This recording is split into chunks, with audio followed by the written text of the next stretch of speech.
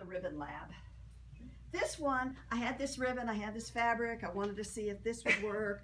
So I just said, okay, I'm just gonna see how many different ways I can use this ribbon in one shirt and still have it wearable. So it didn't look like, you know, somebody's craft project. So this was the ribbon.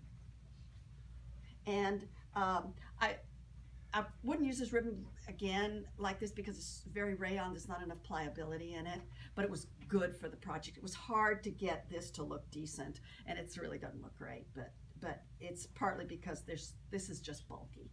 So on the back I used this little doodad, and then here on the yoke I used just a small piece of that, put it on, and then trimmed it.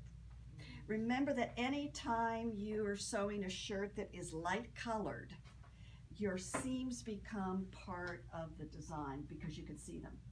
So when you sew, just make sure that you trim these things really carefully.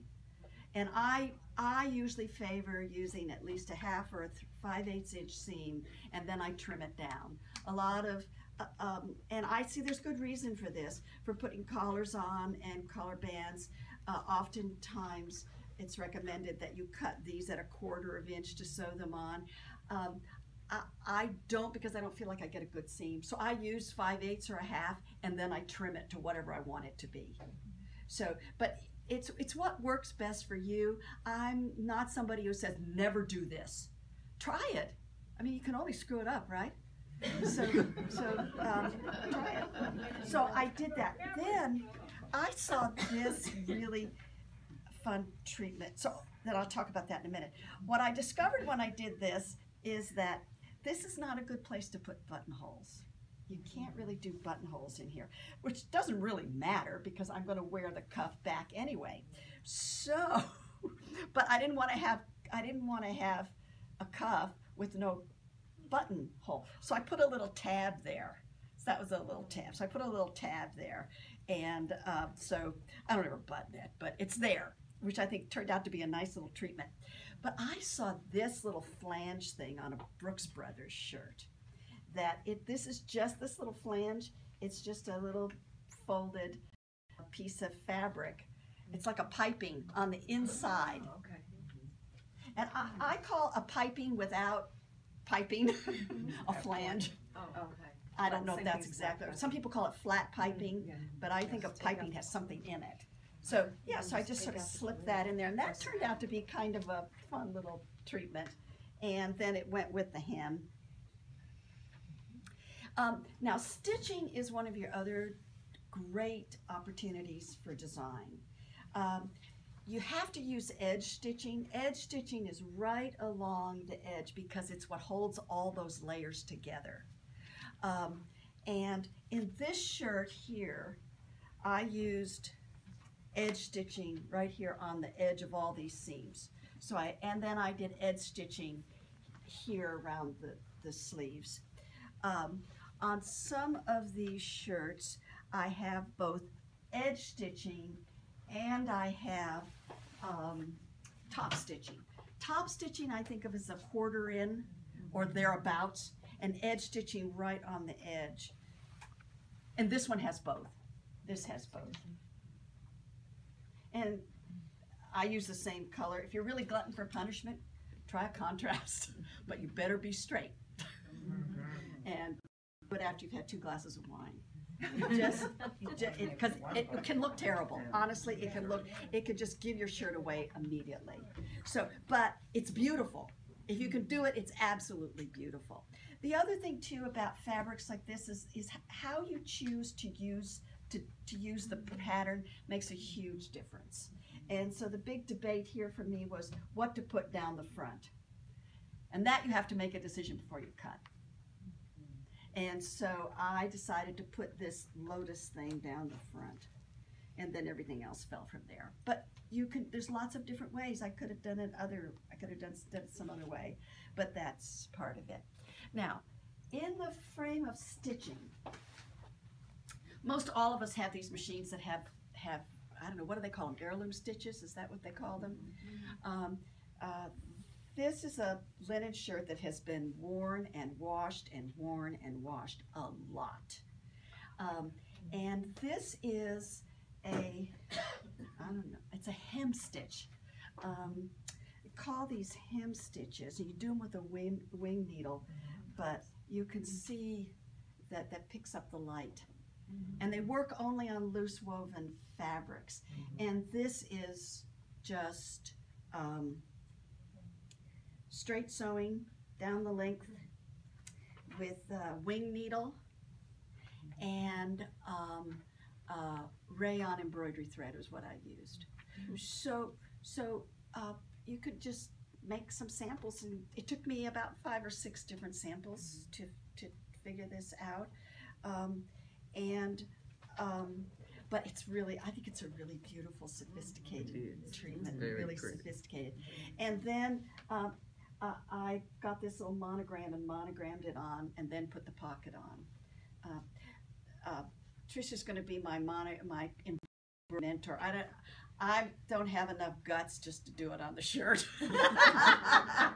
Sorry, I only go so far right here. I just won't do it. But if you are interested in doing this kind of work, this book is fabulous. It's on your list. I put 3 resources down here on your list. This is, there's a whole chapter on hem stitching, and that's what this is. And it really tells you how to set up your machine and everything. So I use this as my guide, experimented till I got it right. And then if you're looking for some fun embellishments, this is a great book. These books, so if these things have been out since 2001, so you can probably get them for like practically nothing on Amazon from a third-party vendor. And in terms of sewing shirts and developing your skills, I have to say, this is the world's most boring video, but it has such good, I mean, it is so good. And this is how I learned to do collars and cuffs. And these are men's shirt making techniques. If you look at this collar, you see how it sort of rolls like this? Men's shirts drop over like that because when you put a tie in, and you don't have to put a stay in there. And this is a great, I learned this from David Page Coffin. It's just a matter of making the under collar ever so slightly smaller, and there's a matter of shifting and stretching to sew it. And so he just does this, he demonstrates it. You just look at it, you do it, you watch it, you do it, and it's really great. And then this is the book. If you're gonna get one thing, get the video. But the book, it's kind of arcane. This guy's like lives by shirt designs. But it has in here all kinds of little patterns that you can, templates. And I have a bunch of templates that I use for pockets. And I use them for pressing, but I also use them for cutting out pockets because I know what kind of pockets I like, where they need to be, what's too big, what's too small. So I've cut down my design time a lot. And so, oh, I want a pocket, so I just take that template and use it. I have templates for the sleeve, for the sleeves that I use to mark I use it to mark, and for the collars. Now, one of these shirts uses let me see if I can find it. That's a round.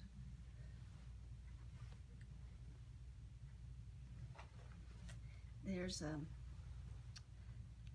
that's a round one. Oh, there's a great, I know I brought it here. Is it this one? Nope, that's round. It's a great men's shirt cutting that the collar, rather than the collar stand, rather than rounding like that rather than rounding like this into the placket, it goes over to here, to here, to here, to here. And so the edges are squared. So if this makes you crazy because you can't get the edge stitching around it, and that's hard. I mean, it is hard. Yes, this is so much easier. Yeah. And you have to have this because it holds everything together. So now, finally, this is a project. This is an ASG. You remember we had the lunch, we bought all that denim? Remember that? Yes. All that. I have this denim. And I saw this shirt in Sundance catalog. It's a little bohemian for my taste, but I love the ribbon treatments. So I found out, realized that I had this ribbon already in my, I buy ribbon, people bring me ribbon for gifts. Oh, I was shopping somewhere and I don't know anything. If I just saw this and thought it was beautiful, I bought it for you. Or I'm shopping somewhere, so I just buy a yard or two, and I have this. And then I needed some things to go with it. So I got this ribbon, and I got this ribbon, which I will probably do something that just builds it out. And if you have a good edge stitching, if you have a good edge stitching foot on your machine and you can bump your needle over a little bit, you can't miss with this. It just goes right on. It's just like it puts itself on. And also because you're sewing straight. Do you interface your ribbon? No. No. But I do put it in hot boiling water to make sure there's nothing coming out of it. And then I wash it, and I put it in a laundry bag. This has been washed twice. And then I iron it before I put it on a shirt. And what do you mean by nothing come out? Bleeding? Yeah. You don't want to put this on a white shirt and have it turn out. Okay. So I just wash it. And all these shirts, what I do is I wash the fabric the way that I'm going to wash my shirt. I'm not fussy about my laundry. I mean, silks I am, yes. But this stuff, I wear these things. This is like my standard wardrobe. So I'm going to wash and dry them. Any of this business about hand washing and hanging stuff up, I'm sorry, not me. So I wash it the way that I'm going to wash it, and generally I'll do it a couple of times just to get the sizing out and also to see how the fabric's going to respond. Because when you buy fabric, there's a lot of sizing in it, even good fabric. And so you get a feel for how it's going to hang, and then you know how much you need to interface it. And I use probably about 3 different kinds of interfacings in a shirt. And so, and that is just by, if it's a new fabric that I haven't really worked with before, then I will do a few tests, but I typically have a pretty good feel now for what to use on interfacing. And I keep little samples so I can just kind of do it. The more you do these things, the more you begin to just find ways to streamline the process. I tend to use heavier interface. I use a medium weight in the collars and cuffs. This is a shirt crisp. It's a little crisper. It's good, better for a men's shirt than it is for a woman, but I wanted to try it. And then most times I use a layer of